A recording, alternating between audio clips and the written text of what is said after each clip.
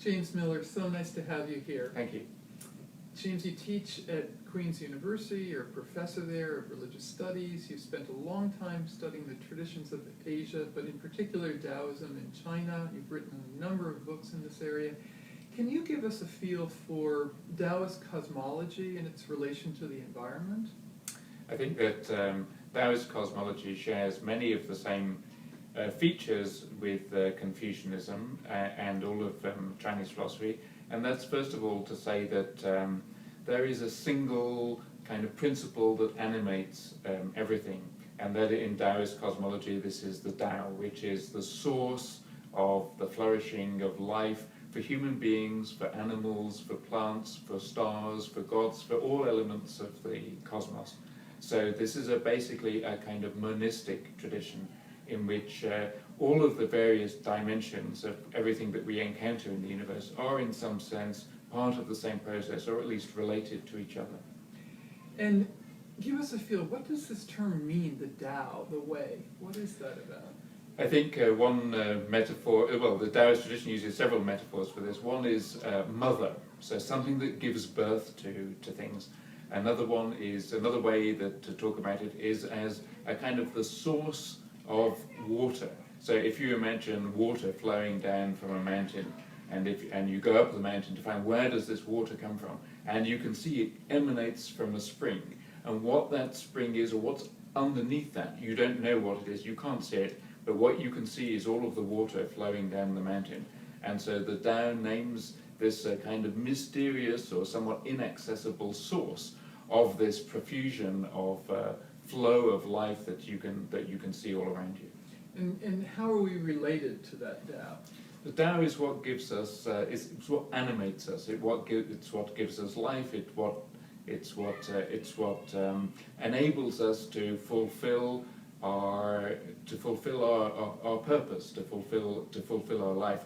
And Taoists aim to be closer to the Tao, to realize the Tao, to become as close to the Tao as possible. And this means to be filled with life, to exert a positive and life-giving influence on all of the things that we find around us.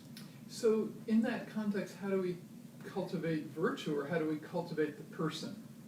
I think that the Taoist tradition developed many kinds of ethical principles that relate to what does it actually mean to cultivate the Tao. And these are all in some sense rooted in a kind of key Taoist virtue, which is called Wu Wei, which means non-assertive action or non-ego-based action. And the idea of this is that what we want to do is to try and encourage the optimal flourishing of all of the things that are around us. And so this means to exert some kind, to be like a kind of a catalyst for positive change in all of the things that are around us, without necessarily asserting our own ego or individuality in this particular thing, but rather to bring about the flourishing of all of the things around us. So it's going with the flow. It's this sense of water. It's the sense that everything has its own. Everything is rooted in the Tao. Everything has its own power, its own virtue, its own sense of being. And what we're trying to do is to encourage all of that. And what that means for you as an individual might be different than for somebody else. And the mistake would be to think that the way you see the flourishing of things is necessarily the same for all of the things around you.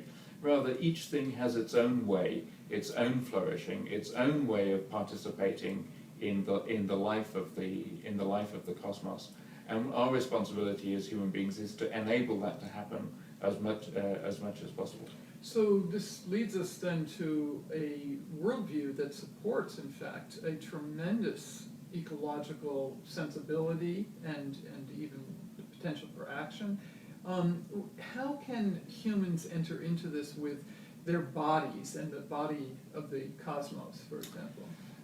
I think that the relationship between Taoism and what we might call ecological thinking is, of course, really a new thing. Mm-hmm. And I think that people who are interested in Taoism, and I don't mean just myself, but also scholars and practitioners in China, are seeing affinities between the kinds of things that they have historically been doing and the kinds of things that people are interested in ecology and environment are called about today, are interested in doing. One of the most intriguing connections is in the idea of the body in Taoism, which is understood as being a microcosm of the world around you. And the conclusion to this is that there's no ultimate distinction between what goes on in your bodies and what goes on in the world around you. There's some kind of relation, microcosm, macrocosm relationship between these two dimensions of our two dimensions of being. And I think this is one reason why Taoists historically have paid particular attention to taking care of the particular environments in which they live, the particular locations, whether we're talking about Taoist monasteries on the side of mountains, or even the kind of space in which Taoists find conducive to engage in meditation. There is a notion here that what goes on around you is somehow relevant and for the internal meditative activities that Taoists engage in. Right, and there's these Taoist sacred mountains and pilgrimage sites are being renewed in China. Can you say something about the renewal of interest in Taoism in China? I think it's quite complex. I think on the one hand, the renewal of many of these Taoist sacred sites in China is part of the question of developing rural economies, encouraging tourism, bringing in money to fund monasteries that were once quite rich, and after the Cultural Revolution in China lost all of their lands and all of this kind of thing. So I think there's part of this is partly bound up with encouraging a renewed interest in domestic tourism in China, and that's obviously a kind of complex story with and can be viewed as a kind of and maybe it's good economically. Whether or not this is good for religion is a kind of a different question.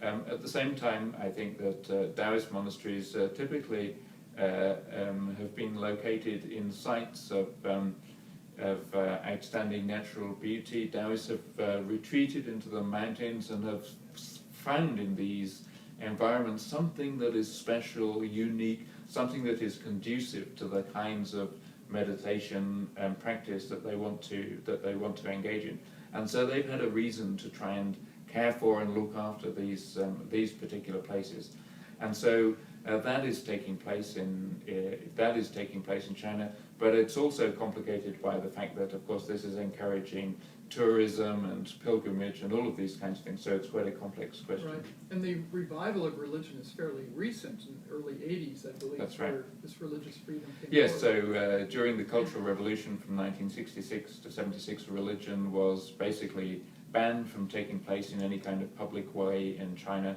Since then, the freedom of religious belief was enshrined in the Chinese constitution, but the government basically regulates the spaces in which religion is allowed to take place.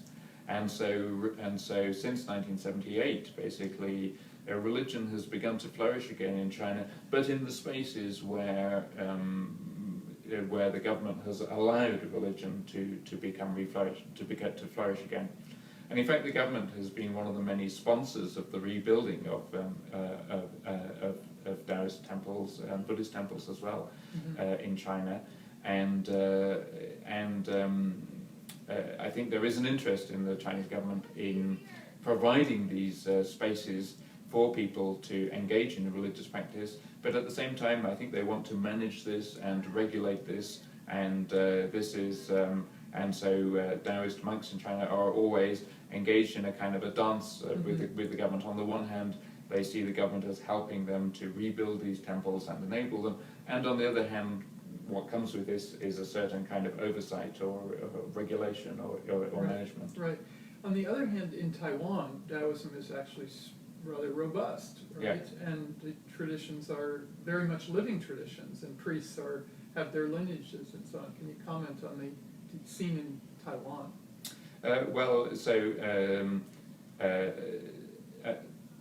In fact, Taiwan, until very recently, the religious organizations in town were also subject to a certain degree of oversight from the government, but it was a government that, for various kinds of political reasons, was more open to the practice of traditional Chinese religions, but it was still regulated and governed in a certain kind of way. More recently, however, with increasing democratic reforms in Taiwan, religion has flourished more freely and more openly than ever before. And in many ways, if you go to Taiwan, you see much more evidently the practice of religion in the ordinary life of people. And this can still be observed in China, but the number of places where, for instance, you can see temples in cities or temples in the countryside, in China you can still see this, but it's relatively small. But in Taiwan, it gives you a sense of how this was, of how this has been traditionally in Chinese society. Right. So just to conclude, you've done a magnificent book on Daoism and Ecology for the Harvard series, and one of the great contributions of editing that was to create a vibrant sense of the conversation that's taking place between scholars of the tradition and practitioners. Mm-hmm. And so this sense, while incipient, beginning, is that Taoism can make a contribution to ecology in the long term. Mm-hmm. I think that Taoism at the moment is a kind of tradition in the midst of reconstruction. Mm-hmm. I mean, the Taoism was suppressed for many years in China. Now it's beginning to flourish again. People in the West have become interested in Taoism, not just the philosophy, but also practices related to Taoism. So there's a sense of an enormous flux and change. And you know, what I'm trying to do in that is to kind of insert into this reconstruction of Taoism a sense that Taoism has actually something important to contribute to environmental ethics, to thinking about ecology, and that this is something that Taoism can do in the positive way for the whole world, not just for China, for the world in the 21st century. This is a kind of a new thing. I'm trying to play some kind of role in that to encourage that, and what this will look like in 50 or 100 years, who knows? But we can. But I think there's something of real importance and value in the Taoist tradition that can make a positive contribution towards developing an ecological consciousness in the 21st century. Right. Thank you so much, James. Thank you very much. Thank you very much. Great pleasure. Thank you.